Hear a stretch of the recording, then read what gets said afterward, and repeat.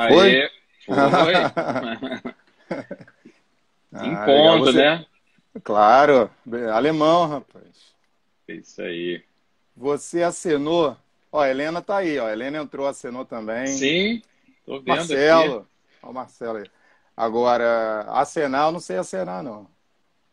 Não, é que quando a pessoa entra aqui, tem uma opção que aparece do lado, acenar para a pessoa que está do Ah, lado, né, que legal. acabou de entrar. Aí é só você apertar o dedo, Com colocar o dedo certeza, ali. Giolito. Ó, a Helena falando aí, pontualiza. Com certeza. Tá boa a posição? Esquerda, direita. Eu tô ficando muito na frente das letras, né? Não, não, mas isso aí é normal. A pessoa também pode tirar se É. ela quiser. É. Ah, tá, tá, tá. Vamos esperar aí ver se o pessoal vai chegando, né? E vai ser uma live FGV, vai ser Marcelo e Helena. Helena já falou alguma coisa aí, Marcelo? Acho que o Marcelo entrou e saiu. Ah, é? Ah, É, tá. porque o que acontece? Na live do Instagram, aparece, aparece quando a pessoa entra, mas não aparece quando ela sai. Ah, entendi. Só Entendi. que se eu olhar aqui em cima, tem a quantidade de pessoas, quando você clica ali, aparece quem está de fato. Ah, é falso isso aí. É falso, ele entrou. Agora, se ele saiu ou não, Entendi, ninguém sabe. entendi, Ninguém entendi. sabe. Mas é isso mesmo, assim, o pessoal vai chegando, então já podemos. Aí, Mas ó. você vai falando oi aí, né? Porque eu não sei Vou, mexer em vou. nada aqui. Eu não Não, sei tô mexer em falando nada. aqui, tô falando. Eu não sei se aparece para você aí quando entra a pessoa, não tem do lado assim um acenar ou é só eu acho que é só quem começa o vídeo ao vivo. Ah, é É, só quem acho que pra começa, é só mim, quem começa. só quem começa, né? É. Eu não tenho como acenar pra ninguém. Não, você tem como acenar assim, ó. Você tem como falar aí, o que você falar as pessoas vão ouvir. Eu Olá, todo aceno aqui, mundo. então, Tá é boa aí a isso. imagem, enquadramento, volume? Você queria tanto a luz? Tá boa a luz? Tá boa, tá boa. É, se você puder centralizar um pouquinho mais, né? Não, tem que ficar de lado. As letras têm que passar aqui. Ah, você está incomodado com as letras. Sim, Bom, vamos rapaz. começar então, né? Devagar. Vamos Deixa eu lá, vamos lá. começar falando de mim, né? Porque de Claro. mim as pessoas não estão muito afim de saber, né? É, então, estamos aí, né, com mais uma live. Meu nome é Ricardo Razuc, né? Sou professor na área de finanças na FGV e estou fazendo agora atualmente um doutorado em filosofia. E com aproximação com a filosofia, eu me aproximei mais ainda, né, do Richa, porque a gente já se conhecia da época de que eu nem pensava muito ainda em fazer, né, o doutorado em filosofia. Já gostava de filosofia, mas não pensava em fazer o doutorado naquela época, que foi mais ou menos 2013, né, quando eu entrei na Isso, Embrapa, você já estava lá. isso. E, e aí, como eu tenho feito essas lives durante a pandemia para tanto para me ajudar quanto para ajudar eventualmente quem possa se interessar por algum conteúdo.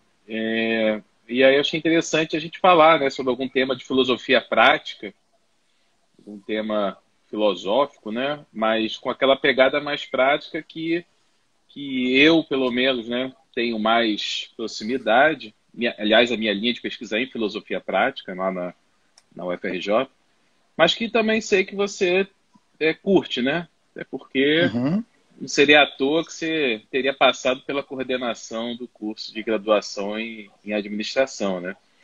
Mas, enfim, de qualquer maneira, isso daí é só uma apresentaçãozinha inicial para a gente poder começar a falar. E eu queria que você também se apresentasse, né? Falasse um pouquinho aí de você, para a gente depois começar a entrar no tema. Claro, claro. Então, boa noite a todos que chegaram. Como o Razuki falou, meu nome é Richard. Eu conheço o Razuki já há uns 10 anos, se não me engano, ou um pouco mais. Trabalhamos juntos na Fundação Getúlio Vargas. Eu sou formado em filosofia. E na época em que eu estive lá na FGV, eu fui coordenador do curso de administração, também trabalhei com algumas disciplinas relacionadas à ética e à filosofia no curso de administração e na economia. E vem daí a nossa amizade, vem daí o nosso contato. Queria te agradecer pelo convite, como você bem sabe. Olá, Nina, tudo bem? Algumas pessoas me convidaram para fazer live, mas eu não pude aceitar, porque estamos no meio de uma pandemia, é difícil fazer aí uma gestão do tempo, de toda uma logística, mas agora que as coisas acalmaram, eu falei, poxa, não, eu vou fazer sim com o Razuk. Eu hoje estou na UF, na Universidade Federal Fluminense, há 5 anos, e lá trabalho com o ensino de filosofia. É um prazer estar aqui na sua live, assistir as outras lives, inclusive, quando você me convidou, já estava preparado, já fiz uma anotação aqui que eu falei, eu vou chegar já com o pé na porta, que seria dizendo, olha, eu sou o primeiro negro aqui, hein? Mas você convidou um outro. Você convidou. Então, eu já ia falar mesmo. Eu ia chegar aqui, a primeira coisa que eu ia falar, eu sou o primeiro de toda essa série de lives que você fez até agora, se não me engano, cerca de 8 a 10 lives. Finalmente um negro. Mas você convidou um outro, que, aliás, é excelente. Então, já sou o segundo, e isso é importante, porque eu acho que temos, sim, que ocupar esses espaços, temos que falar dessas questões. Mas, sim, claro, como você já se antecipou, então eu não preciso chegar aqui e dar esse pé na porta. Mas é um prazer, Razuk, estar com você aqui. Fala aí, pode falar, diga lá. Não, fala, Anthony! O pessoal tá... Eu ia falar duas coisas que me lembrei aqui. Uma é que tem algumas pessoas que fazem disciplinas comigo. Eu não sei exatamente se é na PUC, né? Porque eu também faço alguma disciplina na PUC, ou lá, acho que é na PUC, que foram seus alunos em algum momento da UF. Que eu mandei lá, legal. Eu mandei no grupo do pessoal lá da PUC, né? Divulgando a live, aí um ou outro lá falou, foi meu professor na PUC. O resto não vou dizer não, mas só falou assim, foi meu professor na PUC. Legal. Eu fiquei com medo, desculpa, Razuk, deixa eu só te cortar, desculpa. Eu fiquei com medo de você falar, sabe, porque lá na PUC tudo bem, mas eu fiquei com medo, porque como eu comecei a dar aula muito cedo, eu fiquei com medo de você falar assim, eu tive professores que foram seus alunos, porque eu comecei muito cedo no Notre Dame, né? Eu falei, nossa, aí vai me entregar a minha idade. Mas legal, bacana.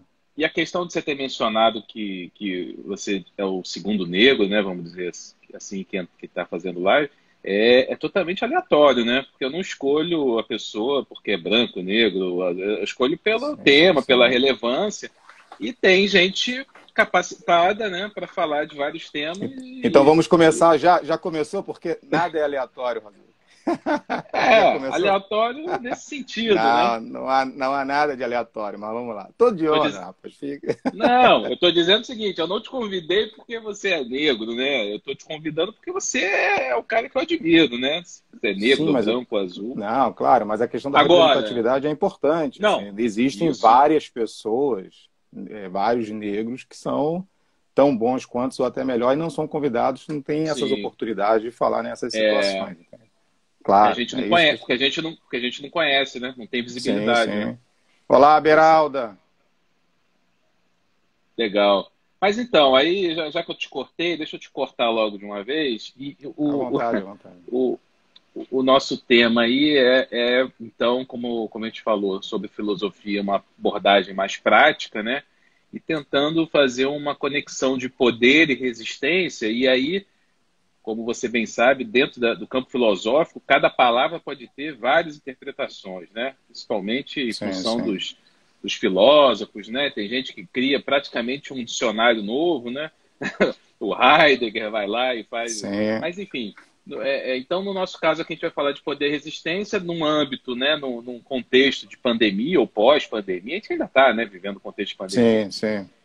E aí eu queria que você explorasse, então, um pouquinho essa ideia foi muito mais, digamos assim, sua do que minha, no sentido de que você que é seu, né, o entrevistado. Então eu queria que você falasse aí da onde que veio essa ideia, o que te inspirou. Não, perfeito. Primeiro, acho que é importante mencionar até o que você colocou agora, né? Quando você diz assim, vamos trabalhar de uma forma mais prática, né? Acho que duas considerações rápidas assim sobre a filosofia, quando nós falamos de filosofia prática. O que é a filosofia prática? A filosofia prática é uma guinada que existe na filosofia, uma virada que ocorre quando a filosofia ela passa a considerar mais as questões voltadas para a ação do que efetivamente as questões teóricas, voltadas para as ideias ou para o espírito. Então, quando você tem esta virada, quando você pensa mais sobre teorias da ação e não teorias do conhecimento, é quando você começa a ter uma filosofia prática. Então, nós temos na filosofia contemporânea uma ênfase, uma força na filosofia prática. Entre algumas questões de filosofia prática, ou entre alguns campos da filosofia prática, estão a ética e a política, e a filosofia política. Sim. Esses são os campos da filosofia prática, mas ele pode abarcar várias áreas. Então, por exemplo, nós dois, nós trabalhamos lá juntos na fundação. Lá eu trabalhava com a ética. A ética empresarial é um campo da filosofia prática, onde ela também explora, ou pelo menos a ética empresarial explora algumas questões dentro desse campo. Então, quando eu pensei, quando falamos, vamos bater esse papo aqui, vou propor um tema, eu pensei o tema do poder e da resistência, por quê? Porque no campo da filosofia prática, no campo daquilo que vem sendo discutido nos últimos anos, o poder, o que é o poder, como o poder determina as nossas vidas e como que nós nos determinamos por meio do poder, ele tem ganhando muito relevo. E principalmente, como você falou, na época de pandemia. Então, a pandemia hoje, desde que ela deflagrou na China, passando pela Itália, chegando aqui, nessa transmissão, a questão do poder, ela tem uma centralidade para você refletir os seus efeitos, a sua aplicação e como que você se constitui por meio das relações do poder. Por isso que, então, eu pensei para a gente discutir desse olhar filosófico do poder em épocas de pandemia. Sim, sim. Ok? Tá ótimo. E, bom, pode continuar, pode continuar. Não, e aí eu queria falar, na verdade, assim, que olhar filosófico, né? O que seria esse olhar filosófico no ponto da filosofia prática? Como você falou muito bem no início, né? Se nós pegarmos, na filosofia, se nós pegarmos um conceito, nós teremos... Fala, Benedito, forte abraço. Se você pegar um conceito na filosofia, vai ser difícil você escolher com qual filósofo você falará aquele conceito, com qual filósofo você irá explicar aquele conceito, ou com qual corrente. Então você tem sempre uma certa arbitrariedade quando você escolhe um conceito, um tema e vai refletir sobre alguma coisa. Mas falando de um ponto de vista geral, assim, como que a filosofia, e é até o subtítulo desse nosso papo, né? A filosofia, a prática filosófica em épocas de pandemia, o que eu penso, na verdade, é a filosofia como uma capacidade de esclarecer certos pressupostos implícitos, não óbvios, nas nossas compreensões de mundo, do modo como nós compreendemos o mundo e no modo como nós nos compreendemos. Então, a filosofia, como esse poder, né, ou como essa capacidade de esclarecer ou de tentar esclarecer certos pressupostos implícitos, não óbvios, é isso que a filosofia, eu diria, assim, claro que com uma certa força generalizando, desde dos gregos, na filosofia africana até hoje, você tem essa força de que a filosofia ela se preocupa sempre em não deixar naturalizar as nossas compreensões sobre o mundo e sobre nós mesmos. Sim, sim. É interessante porque eu andei estudando um pouquinho sobre Wittgenstein e eu não sei até que ponto você já se aprofundou, né, nele, porque são muitos filósofos às vezes, Sim, né, sim, pô, sim. não. Mas enfim, e pelo que eu entendi, ele fala um pouco disso, né, da questão de que o filósofo muitas vezes se perde no meio das teorias, né, enquanto, Exatamente. enquanto que talvez a filosofia existisse para justamente desvendar, né, esses enigmas, Perfeito. como uma filosofia como método, né, como Isso. investigação, e que é Perfeito, perfeito. um dos pontos que me interessa muito, ou seja, para mim a filosofia prática passa muito por isso, né, a filosofia como método de investigação, como maneira assim, como Sócrates, né, na época Sim, sim. fazia, né, era Perfeito, aquele cara perfeito. que incomodava, né, mas era um incômodo produtivo. Perfeito, perfeito, perfeito. Não, exato. E Pode falar, desculpa, fala. É não, que tem que estava falar dizendo rápido porque a então. gente só tem uma hora, né? Claro, claro. Tô Então, brincando. queria saber de você, assim, se você, o que você tem estudado, eventualmente, ou o que você já estudou nesse campo, que talvez pudesse trazer para quem não é da área, né, vamos dizer assim, Uhum. como é que isso pode ajudar, digamos assim, as pessoas mesmo? Ajudar não de uma maneira de autoajuda, não. Ajudar no sentido de compreender melhor essas premissas, quase que um inconsciente aí, né? Se a gente for passar pela psicanálise, né, freudiana, é um negócio que é meio difícil de acessar, né? E talvez a filosofia seja uma chave aí para acessar. Sim. Não, perfeito. Vamos lá. Primeiro, um salve aí para o pessoal da Unimontes. Forte abraço a todos. A Mauri também aqui da UF. Beraldo, já mandei um beijo para você. Se eu ficar mandando beijo pro pessoal aqui, vai acabar a live, né? Isso. Mas olha Não, só, fica aí. olha só. Acho que é muito importante. E alguém perguntou se vai colocar no YouTube. O Razuki sempre coloca, depois ele indica aí, pessoal, que vai colocar no Sim, YouTube, sim. Vou certamente. botar lá. É só buscar Ricardo Razuki, mas eu É. mando o link depois. Teve alguém que fez uma citação agora aqui no chat, fez uma citação do Paulo Freire, fez uma frase aqui agora de que o desejo do oprimido é ser opressor, alguma coisa assim, alguém colocou aqui. Eu acho que isso é bem interessante, muito pertinente, um pouco do que diz respeito a essa nossa conversa e também respondendo a sua pergunta, assim, do que eu estou estudando, por que Sim, que sim.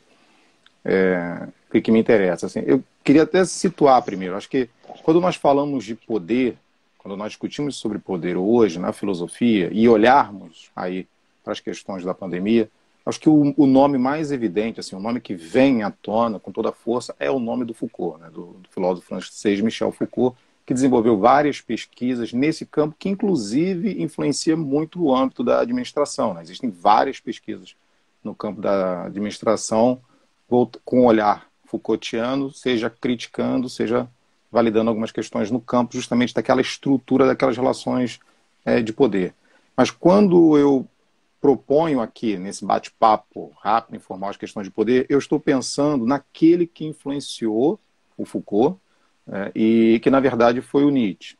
Então, o Nietzsche, ele desenvolve uma teoria sobre o poder, ele desenvolve muito, ele investiga as questões relacionadas ao poder que acabaram por influenciar não só Foucault, Max Weber, Max Scheler, Deleuze, entre outros.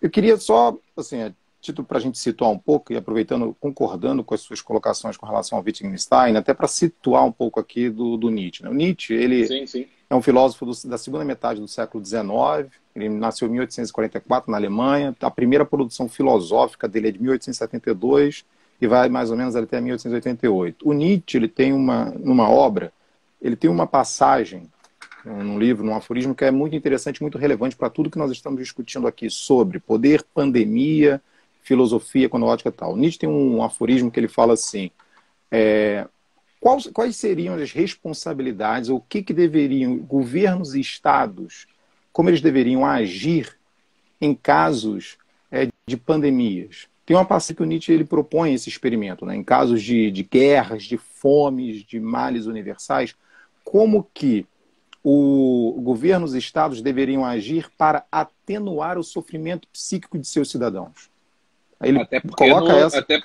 até porque não é a primeira vez que acontece no mundo, né? Então ele estava Perfeito. Boa, refletindo. boa, boa, Razuki. Então, e aí é um gancho muito interessante que você coloca.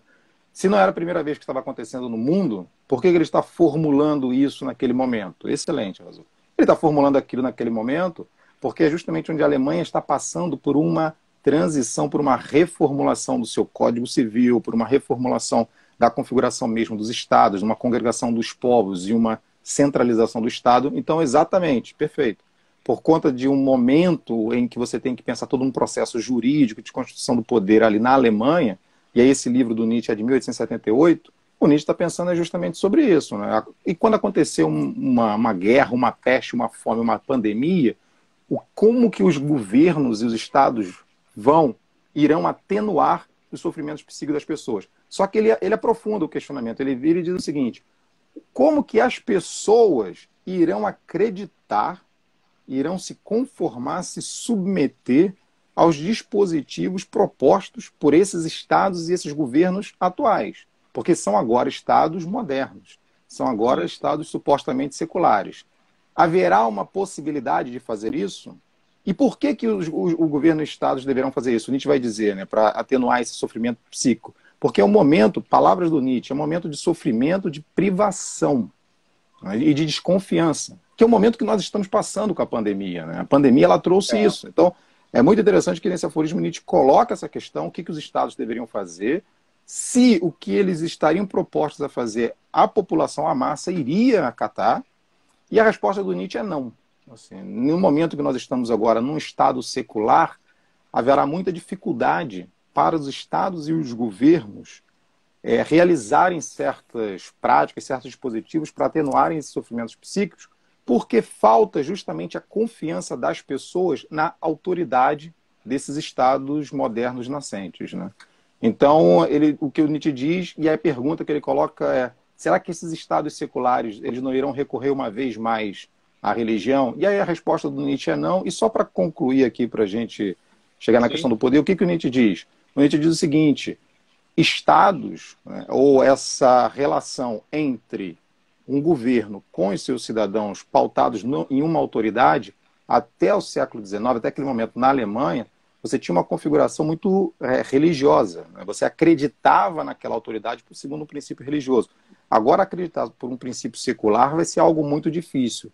E aí o Nietzsche vem, ele não fala isso nesse aforismo, ele vai falar num outro, mas já em 1878 o que ele vai dizer é que você tem ali a autoridade, o fim da autoridade. O que você tem agora são apenas coerções. E aí, só a título de curiosidade, né, o que o Nietzsche está falando? O Nietzsche está falando, o que o Nietzsche já está quase que certos prenúncios de alguns autores. Hannah Arendt vai no mesmo caminho, então ela vai escrever um capítulo, né, do Entre o Passado e o Futuro, com o título de Autoridade, mostrando isso, de como que a modernidade você tem o fim da autoridade. Kojève vai trabalhar também com relação a isso, ao fim da autoridade. Um texto excelente, um pouco mais moderno, do Derrida, né, Os Fundamentos Místicos da Autoridade, para mostrar justamente o que falta nas nossas relações é a autoridade. Qual o problema? Ou do porquê que eu estou falando tudo isso? E esse é o primeiro momento onde Nietzsche percebe que sem esse fundamento, ou sem essa orientação da autoridade, você ficará, então, totalmente entregue às relações de poder. Então, as sim. relações... E aí, não estou dizendo que será somente isso, mas um dos princípios básicos será de que sem uma sustentação da autoridade, eu não estou dizendo de uma sustentação autoritária, mas sem uma sustentação autoritária que possa dar unidade e coerência àquelas relações sociais, você fica entregue às relações de poder. Que aí é o que o Nietzsche, então, esse é o início do desenvolvimento do pensamento dele, é praticamente o que nós vivemos hoje, ou seja, nós vivemos essas relações de poder com uma certa carência ou com a falta dessa dimensão da autoridade. Né? Quer falar alguma coisa? Estou falando Não, muito aqui? não, tá, você que tem que falar mesmo. Eu estava pensando em várias coisas, né? Eu estava pensando primeiro que é justamente o Nietzsche viveu numa época em que justamente, né, como você falou, existiu digamos, consumação aí, né, da perda da referência da autoridade como sendo uma autoridade, vamos dizer assim, outorgada, né, por Deus. Então, a gente tem que começar a confiar no ser humano, aí é que pega, né? Pô, não é mais outorgado por Deus, é outorgado por quem, né? E Perfeito, aí, perfeito. como é que é essa relação? Então, eu preciso confiar numa pessoa que é igual a mim, então por que eu vou confiar nela, né? É, é, e como você falou de Hannah Arendt, eu gosto muito de ler, né, Hannah Arendt, eu acho fantástico, muito, infelizmente, muito atual, né? Mas eu acho fantástico no sentido de como ela consegue trazer eu acho que a gente pode dizer, né, uma filosofia política, né, para Sim, sim. uma visão muito clara, né? E ela questiona justamente, ela vai no limite, né? Ela vai lá na época Sim, do nazismo e tal, ela fala, cara, como é que as pessoas passaram por aquilo tudo e não fizeram nada, né? Estava tudo sim, bem? Como é que é? Como assim, né? Então eu sim, estava aqui sim. pensando nisso tudo, e agora que eu joguei tudo para o teu lado, agora dá um jeito aí disso que eu falei e ordena meus pensamentos aí. Certo. Primeiro deixa eu só responder a Andréia. Andréia, beijão para você. A Andréia perguntou ali qual a referência do Nietzsche no Humano Demasiado Humano, de 1878. Depois eu passo para você. Cláudia, tudo bom? Razuki, perfeito. Para mim, no que diz respeito a essas questões sobre autoridade, sobre violência e poder, uma das principais referências, claro, ao lado também do Foucault, é a Hannah Arendt, e perfeito, assim, o que ela fará é justamente mostrar como que tudo foi banalizado, né, como que as nossas percepções elas foram certamente, de uma certa forma, neutralizadas e nós nos acostumamos com determinadas coisas que são absurdas. Eu acho que a referência é perfeita que você fez, assim, principalmente dos dias atuais, né, de como ela percebeu que isso estava acontecendo na Alemanha e como que isso estava caminhando para o mundo, essa certa banalização, essa certa naturalização do mal. Você colocou uma coisa muito importante, assim, que o Nietzsche estava vivendo nesse momento de consumação desse princípio da autoridade a partir de um princípio divino e passando então para outorgar essa autoridade nas dimensões do ser humano. Então agora é o ser humano que verá perfeito. Isso é justamente o que é a base das teorias contratualistas de colocar o ser humano como centro ali, mas um ser humano racional e autônomo. O que o Nietzsche vê como um problema. E aí é justamente isso que é interessante, porque esse ser humano racional, ele também tem seus interesses e seus desejos. E isso Sim. fica muito... isso não...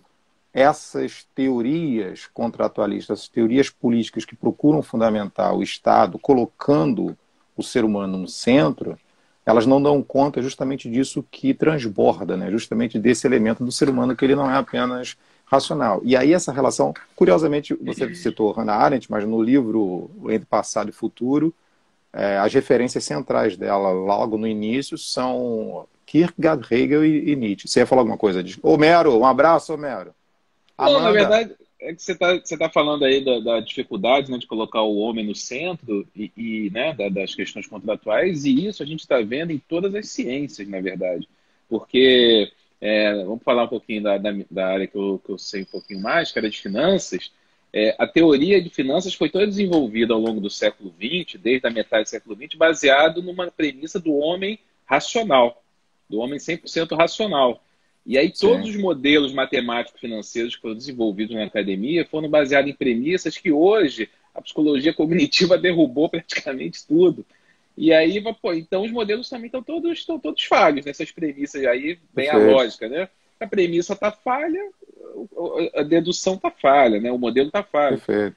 Então, assim, se até na área de finanças, na área de economia, né, que são áreas, não chega a ser uma física, né, mas são áreas que são teoricamente mais objetivas, e a gente está vendo que quando a gente enxerga o ser humano, que é quem toma a decisão em última instância, é um ser bastante frágil, né, tem limitações cognitivas, tem suscetibilidades emocionais. Agora, imagina como tem que fazer a gestão de um Estado, né, de um país, Sim. Então, e qual é a saída, Rich? Mas calma, Razuki. Já está na saída? Não, deixa eu Eu te gosto de falar. botar o pessoal em calças curtas assim, de vez em quando. É, mas na verdade eu gostei muito assim das suas colocações, muito, muito mesmo. E principalmente, aliás, foi até uma das razões de eu ter aceito conversar com você, justamente em razão dessa pluralidade, né? Em razão justamente da gente não precisar ficar na filosofia, poder falar de outras ciências e de outros âmbitos, porque acho que você trouxe uma coisa importantíssima, né? Que essa centralidade a um ser humano racional, ela não diz respeito apenas às teorias filosóficas, né? E até porque muitas das outras ciências elas têm por base muito do conhecimento filosófico. Você citou finanças, mas finanças, economia, direito, psicologia, todas elas têm uma base, seja uma base tácita, seja uma base explícita, justamente dessas relações filosóficas e daquilo que você estava borbulhando ali também no século XIX. E é por isso que eu tenho assim, uma certa predileção por estudar o século XIX, porque é quando as coisas parecem que elas se decidem, elas vão acabar transbordando para o século XX e até hoje. E eu acho que você fez uma menção excelente, assim, de que como é que acontece então nas finanças, e não só em finanças, né, que colocou o ser humano no centro, na administração também, né? E na Sim, administração nós temos o Guerreiro Ramos, que tem um texto clássico excelente em que ele fala que a visão da administração ela precisa, de uma certa forma, passar por uma revolução copernicana kantiana. Assim, olha só, o sociólogo Guerreiro Ramos, ex-professor da IBAP, responsável pela legalização da profissão de administrador, tem um texto no qual ele usa Kant para mostrar que este ser humano racional que nós estamos falando aqui, esse modelo de ser humano racional, ele não deve se aplicar mais ao campo da administração. Então, acho que você fez, ainda não vamos, como você fez a pergunta, como a gente sai disso, ainda não vamos sair, calma, a gente ainda tem tempo. Você já bebeu 3, 4 vezes, ainda não bebi nada, mas eu gostei dessas suas colocações, e uma outra coisa também que eu gostaria de falar é justamente porque quando você teve essa intuição de que, olha, nas finanças nós temos também essa centralidade do ser humano racional, precisamos observar também o quanto que a filosofia ela se encontra na base de todas essas ciências, né? De como que a racionalidade, e aí você que agora está aí embrenhando por esse campo de Habermas, né? Eu tentando te trazer para cá, você indo aí para esse povo, mas como você, que me fez até gostar das coisas que você leu, das coisas que nós conversamos, eu até fiquei mais simpático depois que conversei com você. Mas o Habermas, ele é alguém que traz uma coisa muito interessante, né? Que para dizer isso, ele e o Heidegger, que você também se interessou, dessa ideia de uma disseminação ou uma autonomia da racionalidade nas ciências particulares, né? Então, isso, assim, se você tem a presença, seja da racionalidade, seja de mecanismos, de disposições teóricas no campo das ciências particulares, é uma tremenda burrice quem hoje diz que quer eliminar a filosofia de acesso às pessoas como conhecimento, privilegiando apenas medicina ou ciência.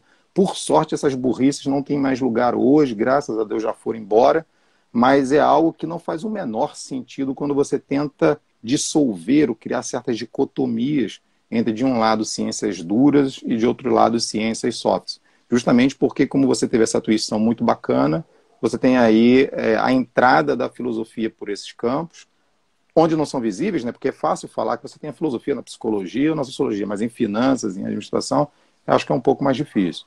Pois bem, mas aí tem esse problema que você falou, que é a centralidade do ser humano racional, mas qual é a saída, né? Eu acho que a primeira coisa volta ao início aqui da nossa live, né? Acho que é o propósito. Acho que, não digo uma saída, não no sentido de autoajuda, também achei bacana isso aí que você falou, mas eu acho que uma possibilidade, de novo, de compreender o mundo por essa ótica filosófica, eu penso que seja tentar compreender quais são seus pressupostos explícitos, né? Então, eu acho que tentar compreender justamente esses pressupostos, né? O que esses pressupostos estão fazendo. E com isso, e aí tenho que me valer do Nietzsche e do Foucault, assim, porque com isso a gente percebe como que essas relações de poder, por exemplo, de seres humanos racionais, eles escondem, na verdade, e é muito bacana que você citou assim rapidamente, eles escondem interesses e eles escondem desejos, né? Então, eles escondem, muitas vezes, uma vontade de domínio, de sobrepor o outro, de subjugar,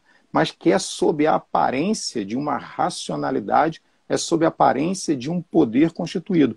Nesse ponto, inclusive, a meu ver, assim, é o Foucault aprofundando as teses do Nietzsche, né? Mostrando que o poder em si, ele não tem uma qualificação de que seja bom ou ruim, digamos assim. O poder, ele se dá. O poder se dá, sobretudo, nas relações, né? Você não pode qualificar o poder como ruim ou o poder como opressor. A questão é justamente quais os interesses estão vinculados ao poder quando ele se dá e quando ele se aplica. E, assim, apenas a título de observação, né, de esclarecimento, já que estamos falando aqui justamente de esclarecer os nossos pressupostos, qual seria assim, uma definição de poder? Vamos lá, uma questão bem simples. A gente está falando que é uma coisa também que eu não gosto muito. Fica falando de um conceito, pulando para o outro, mas, afinal, o que é poder? E aí eu vou falar para você, depois eu falo, mas já que você me colocou, eu falo para você aí. Vai lá, defina poder. Sem essa de ficar pulando para o autor, ó, defina poder. Defina poder. É difícil, né? Helena, gostou dessa, Helena? Gostou, Helena? Defina poder. Olha, é complicado. Poder. Eu poderia definir de várias maneiras. Vai ter que ser igual o dicionário Aurélio ali. Vai ter umas 20. Isso. Número não, mas 1. Tem um que é... Então, boa, Razuki, bacana. E aí é uma coisa que eu acho que é legal dessa live aqui, né? A gente está aqui 7h30, conversando, mas a gente também está com certo interesse, desejos aqui. Um é justamente conversar, bater um papo, mas esclarecer. Você tem razão, existem várias definições, mas eu digo sem medo de errar que existe uma compreensão, existe uma definição que ela corta Nietzsche, Foucault, Max Weber, Hannah Arendt, todas. Tem uma definição, digamos, formal, uma definição analítica que diz o que é, não qual o seu contexto de aplicação ainda, mas o que é poder. No direito, por exemplo, tudo. Assim, você tem uma definição do poder. Poder é a capacidade de influenciar a vontade de uma outra pessoa. Essa é a definição de poder. Então, você tem poder quando você consegue influenciar a ação, a vontade ou uma outra pessoa e muitas das vezes sem que ela tivesse o interesse de fazer aquilo. Então, o poder político é a capacidade de influenciar as nossas ações, é a capacidade de influenciar os nossos comportamentos. Então, o poder, a definição, quando o Nietzsche, em alguns momentos, irá definir, Foucault também, mas quando eles não definem, quando eles já estão usando para discutir, para entender, para qualificar um problema matemático, o que está por trás é isso. Se falam de poder político, se falam de poder. E aí, olha aqui, o Amaury colocou ali, só existe poder na relação. Essa é uma frase do Foucault, que o Foucault pegou do Nietzsche, como o Amaury sabe também, que é justamente isso, né? Só existe poder na relação. Por que só existe poder na relação? Porque o poder ele só se dá nesta relação de um influenciar o outro. E o poder ele tem que ter essa relação de influência, de exercer um domínio, uma vontade sobre outra pessoa. E aí sim, a partir daqui a gente pode abrir, a gente pode falar do poder policial, que é um poder coercitivo, um poder físico, o poder do pai, o poder da mãe, o poder de uma ideia, o poder disso que irá influenciar um outro corpo, uma outra vontade a agir daquela maneira. Diga lá, desculpa. Diga lá. Não, o que me veio à mente agora foi um tipo específico boa, Renan, boa. Que seria psicopolítica, perfeito. Desculpa. Renan entrou comigo lá no doutorado do Copenhague, perfeito. Mas ele saiu, né? Eu desisti e fui para filosofia. Ele se formou. Mas eu estava pensando no poder da retórica, né? Na época da filosofia da Grécia Antiga, na democracia grega, a necessidade, né, de influenciar o outro pelo discurso, a necessidade de influenciar o outro pelo discurso fez até com que os sofistas, né, tivessem um destaque, né? E eu acho que incomodou bastante o Platão na época. O Platão se incomodou com muita gente, né? Mas, independente de juízo de valor, a retórica em si é uma arte assim, de você discursar, e o que você vai fazer com essa arte é outra coisa, né? Mas que é uma capacidade que você pode... Uma técnica, vamos dizer assim, ou uma competência, ou até mesmo, sei lá, um dom aí que você tem, que você pode influenciar as pessoas. Mas agora, para onde você vai influenciar é uma questão ética até, né? Uma questão de princípios. Perfeito. E aí eu queria saber eu acho que a palavra retórica ela anda muito desgastada, né? Porque quando a gente ouve falar em retórica, lá vem o cara querer convencer alguém da opinião dele. E não necessariamente acho que é por aí, né? Você pode ter uma retórica no sentido de que você, cara, presta atenção aqui no que eu estou falando e depois você decide o que você vai fazer, né, com o que eu estou falando. Perfeito. Então, a Helena fez um comentário aqui no chat. Eu vou chegar na sua questão, que é excelente. Sim. A Helena só retomou, ela fez um comentário aqui. Seria o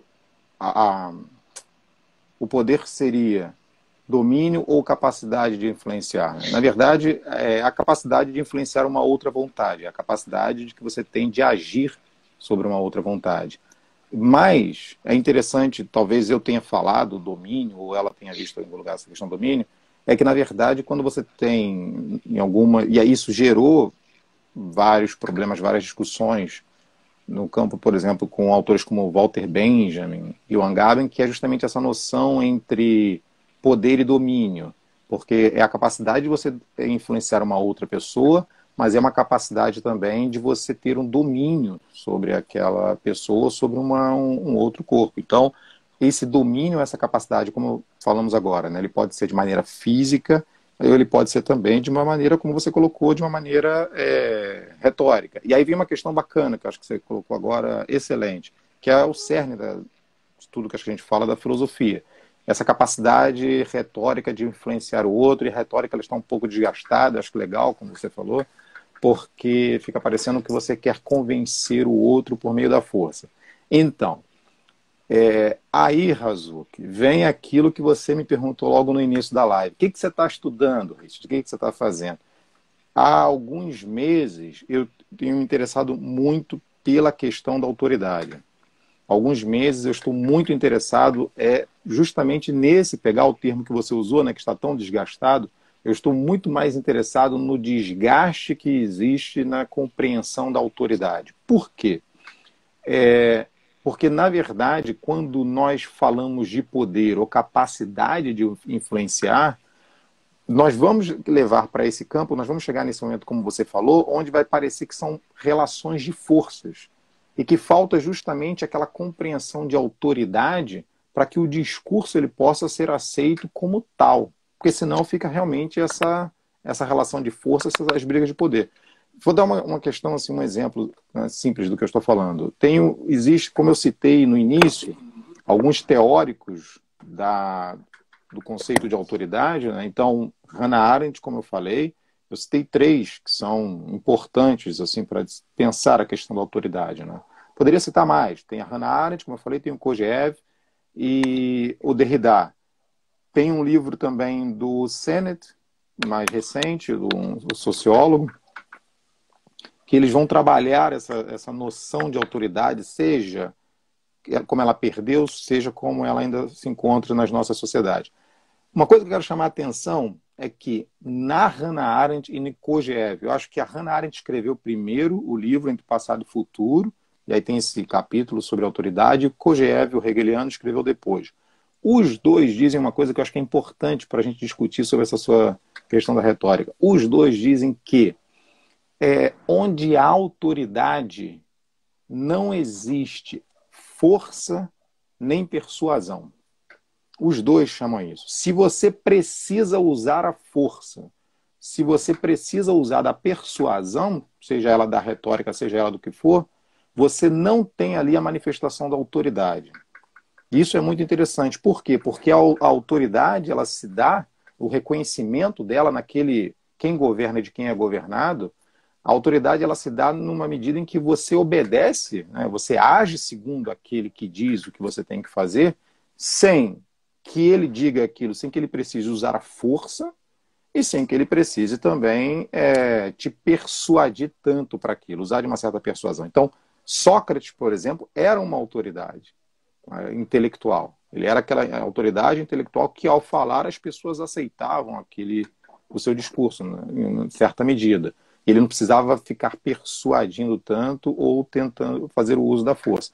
Então, me interessa muito essa dimensão. Por quê? Porque, de novo, eu acho que como Nietzsche muito bem observou e a própria Hannah Arendt, o que nós tivemos foi justamente um sucumbir da autoridade e nós estamos jogados em meio às relações de poder. Ao falar dessa situação, não estou dizendo que nós temos que resgatar uma autoridade, porque isso é perigoso, porque resgatar a autoridade você pode resgatar também líderes autoritários.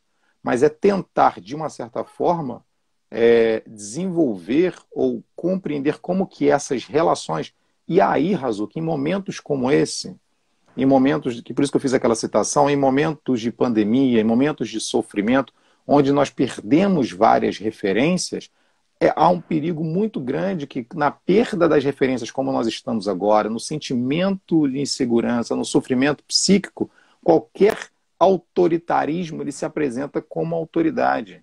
E ele vai colocar por meio da força física ou por meio da persuasão. E não é à toa que em momentos como nos quais nós vivemos, a ideologia ela acaba se colocando de uma maneira muito forte. Por quê? Porque se há muito tempo, nas sociedades modernas, nós não temos uma noção de autoridade que nos diga que a gente consiga entender aquilo e fazer, o que nós vamos ter, e que nós estamos nesse âmbito do poder, O que vai acontecer, o que tem acontecido é, com a falta de autoridade, o que nós temos são esse desfacelamento das relações de poder, e discursos autoritários, eles se apresentam e acabam orientando. Por quê? Tal como eu falei daquela vez, o poder ele nunca vem só. Ele vem revestido de interesse e de desejo. É o interesse se colocando, aplicando a sua força e não deixando aquele que se sujeita a essa autoridade se quer falar. Isso para mim, é uma excelente percepção do Foucault. Assim. Para mim, essa é uma excelente compreensão que o Foucault teve, de que, como eu falei num determinado momento, né, tal como Foucault e Nietzsche, o poder em si, ele não é bom nem ruim, ele é o modo como nós nos constituímos em sociedade. Mas, quando o poder se dá, quando ele se constitui, e quando aqueles que conseguem, de uma certa forma, deter o poder, manipulá-lo, e, sobretudo, a sua ideologia e seu desejo, quando muitos se sujeitam a esse poder numa situação onde não há uma autoridade, o que vai acontecer é justamente que essa sujeição você tem justamente um certo apagamento daquelas subjetividades, que é o que vem acontecendo em muitos momentos dessa pandemia que nós estamos vivendo. Eu acho que você certamente sabe, muitos aqui, né, de que quando a pandemia iniciou, vários filósofos no mundo, alguns já foram citados aqui inclusive, começaram a escrever sobre isso, né, sobre os usos e abusos dos instrumentos de poder de determinados estados. E alguns foram muito polêmicos. Podem até ter sido polêmicos, podem até ter levado para um determinado limite, mas o que eles estavam falando na sua essência era justamente isso, o perigo que há desses poderes eles se tornarem autoritários e eles acabarem por invadir esferas das nossas vidas, né, nos controlando de uma determinada maneira e nós não reagindo a isso. Sim, sim. Já falei demais, já falei demais. Não, eu estava aqui pensando, eu lembro que uns meses, poucos meses antes de eu ir lá para o Porto, né, fazer meu primeiro período lá de graduação em filosofia, estava pensando, estava numa época muito... Obrigado, Amaury. Tinha acabado, acho que eu tinha voltado da academia, estava fazendo um lanche na padaria aqui perto de casa. E aí eu vi assim, a atendente lá, né, que estava sempre lá, conversando com outra atendente, falando assim, poxa, eu queria tanto poder pensar por mim mesmo. Ou seja, cara, naquela hora eu ouvi, eu falei, caraca, é isso, né? Legal. Eu quero chegar nesse ponto, ou seja, eu quero tocar, eu quero um dia conseguir, eventualmente, fazer com que as pessoas pensem por elas próprias, né? Ou ajudar as pessoas a pensarem por elas próprias. Porque esse poder de crítica, né, esse poder de reflexão, é uma arma, né? Um remédio para essa ameaça toda. Pelo menos do meu ponto de vista, né? É uma maneira de você se defender dessa ameaça, porque é muito sutil, né? Para quem não tem, digamos, um trabalho, porque é uma coisa que você vai burilando ao longo da vida, né? Você não nasce, opa, estou pronto para criticar todos os discursos. Pô, quantos livros, quantos artigos, quantas aulas a gente teve que ler, assistir e dar, né? Porque quando a gente ensina, a gente aprende pra caramba. Quanto quilômetro a gente não teve que rodar para chegar onde a gente chegou e que ainda é um pouquinho de nada, né? Então você vê uma grande massa aí, né, de seres humanos, vou nem falar brasileiros, né, de seres humanos mesmo, que vive só para poder pagar o básico, né, que é comer e dormir. Como é que a pessoa dessa vai conseguir sair dessa armadilha? Razuki, essa é a minha primeira live, hein? Já vou falar que estou gostando muito, não imaginava que fosse assim. Eu acho que a gente vai ter que fazer isso, vai ter que fazer uma live parte 2, porque não vai dar, essa coisa de correr contra o tempo não vai dar muito certo não, porque essa sua questão ela é muito importante e eu não deixei, sem querer acabei lendo aqui uma pergunta colocada por um aluno que eu tenho quase certeza, tenho certeza que eu identifiquei, que é o Homero, que foi um aluno lá da IBAP que fez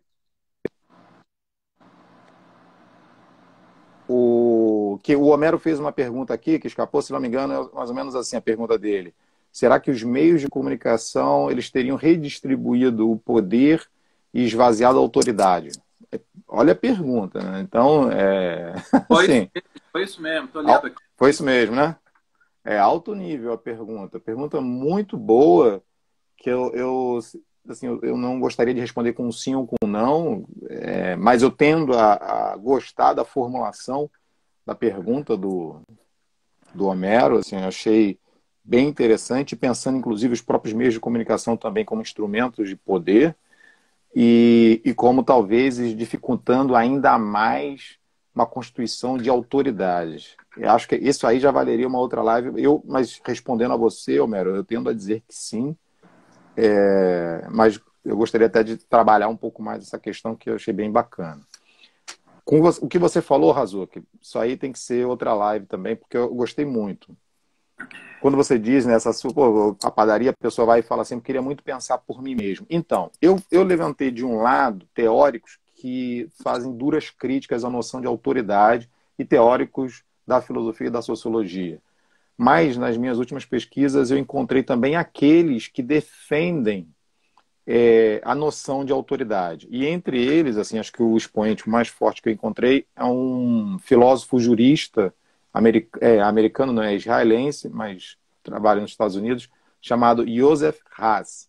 Ele tem um livro em inglês chamado A Autoridade da Lei, da década de 70. E aí ele traz uma coisa muito bacana, que é o seguinte, por que nós temos esse problema com a autoridade? Uma das razões, além de tudo isso que os filósofos disseram. E aí ele coloca muito bacana, ele chama isso de o paradoxo da autoridade. Ele diz que o problema de você ter isso, tudo que a gente fala aqui, de que reconhecer a autoridade de uma instituição política, de um pai, de uma mãe, etc., é o fato de que você tem um paradoxo que reconhecer aquela autoridade e reconhecer que a autoridade ela não pode ser, ela dispensa o uso da força e da persuasão, significa que você tem que abrir mão da sua liberdade, de uma certa forma, porque você vai acreditar, você vai ser orientado pelo outro, e da sua racionalidade, que você não vai pensar as razões pelas quais você está agindo e fazendo. E aí ele chama isso de paradoxo, que eu acho muito bacana, por ele chamar de paradoxo. Por quê? Porque, em princípio, é isso que nós imaginamos mesmo, hoje. Né? Ninguém quer se sujeitar, ninguém quer obedecer. A gente tem essa vontade, e aí, como a moça mesmo falou lá, né? Poxa, eu quero pensar por mim mesmo. E eu acho interessante, é como você falou, você levou por um lado que poxa, mas como que uma pessoa vai conseguir pensar por si mesma se ela está pensando em questões básicas, né? E aí, já que a gente está fazendo uma live misturando várias referências, né?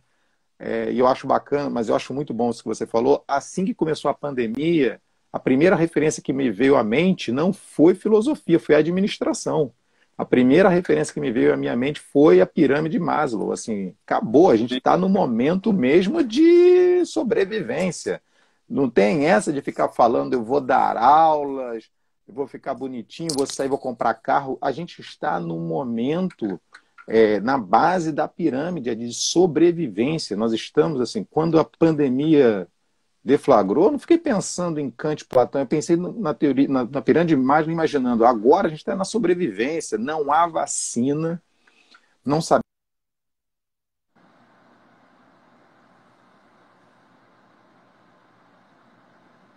Travou. Ei, Razuk? Oi, voltou. Deu Razuk? uma travadinha. Voltou. Voltou. Nós não sabemos como é feita essa transmissão. Posso falar? Você está meio Pode. parado aqui. Então tá. Não, tô ouvindo. Pode falar. É? Tô. Será que é o meu ou é o seu? Não, vambora. Tá. E aí eu acho que é muito interessante isso que você colocou, a questão da sobrevivência. Como que uma pessoa que está pensando nos elementos da sua sobrevivência vai pensar em conseguir alcançar um status para refletir sobre si mesmo. Esse é um ponto que eu acho importante. O outro, e eu acho que você tem toda a razão, assim, é difícil pensar com fome. Né? Agora, o outro que eu estava levando em conta é justamente de que a negação da autoridade, muitas das vezes também, é a negação da possibilidade de você se reconhecer nessa relação com o outro. Né? Que não significa que a autoridade, de novo, com muito cuidado, não estou falando de um pensamento autoritário, mas justamente numa constituição de um grupo, de uma sociedade que consegue identificar quais são as suas referências como comunidade, como indivíduo, como singular, em prol do futuro. Você está aí, Razuki, ou não? Tô. Você não tá me vendo, não? Não, é que você está meio parado, está congelado aqui. Mas, beleza. Não, eu tô te ouvindo, eu tô te vendo, tô te ouvindo bem. Ah, então eu também estou me ouvindo e me vendo bem. É, então, Não, mas agora, você estava falando, eu tô vendo. você tava falando Falei, da falei, fala. Pode estava falar. falando, né, dessa questão da autoridade, e na hora me veio. Eu funciono meio assim, eu vou ouvindo, vai me vindo assim, algumas ideias, alguns exemplos. A nossa função Olá, mesmo, Maiara. a Desculpa, nossa fala aí. função mesmo, né, como professor, né? Quando a gente entra em sala de aula, a gente está revestido ali, né, de certa autoridade, e o aluno, ele, acho que quanto mais novo isso acontece mais. Mas o aluno ele abre mão da liberdade, porque ele tem que partir de uma fé ali inicial, né? Pô, Razuki, quarta, aí é uma quarta live. E só para o bom de fazer. Pô, eu tô adorando essa história de live. Tô com todos os livros aqui. Olha só. Razuki, comprei há pouco tempo. Não sei se Sim, vai dar para ler. Chama-se Vida de Escola, lançado ano passado. Vida de Escola, uma etnografia sobre autoridade e carisma na educação. É em cheio o que você acabou de falar, em cheio. Assim, exatamente isso aí. E aí ele vai trabalhar, é quase que um resumo das teorias que nós usamos aqui para falar sobre autoridade. legal. Então, da dificuldade, e exatamente disso que você falou, entra em sala de aula com o nosso papel, é quase um revestido de fé e tem a sua liberdade. Perfeito. É exatamente isso. Assim, E só essa antes de... dificuldade de sala de aula.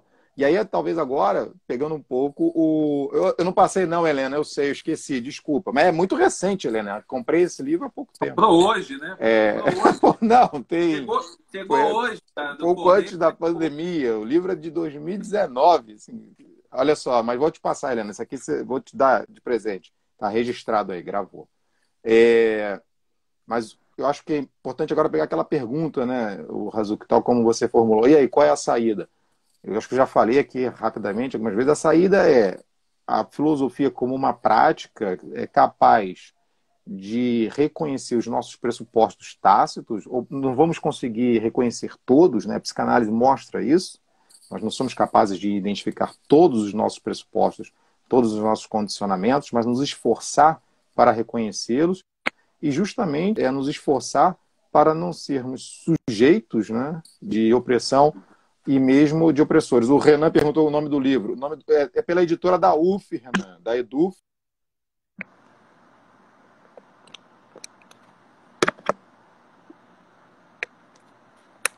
Cari Educação. Autor.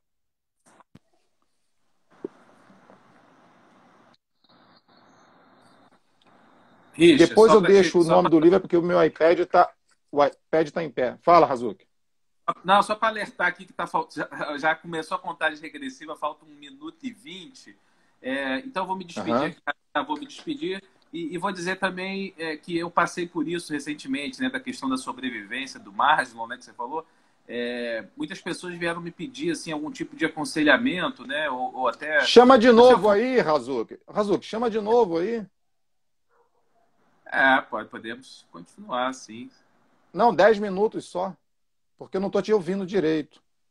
Tá, então eu vou encerrar aqui e eu começo uma nova. Tá. Tá? Tá. 10 minutos. Minha bateria está acabando também.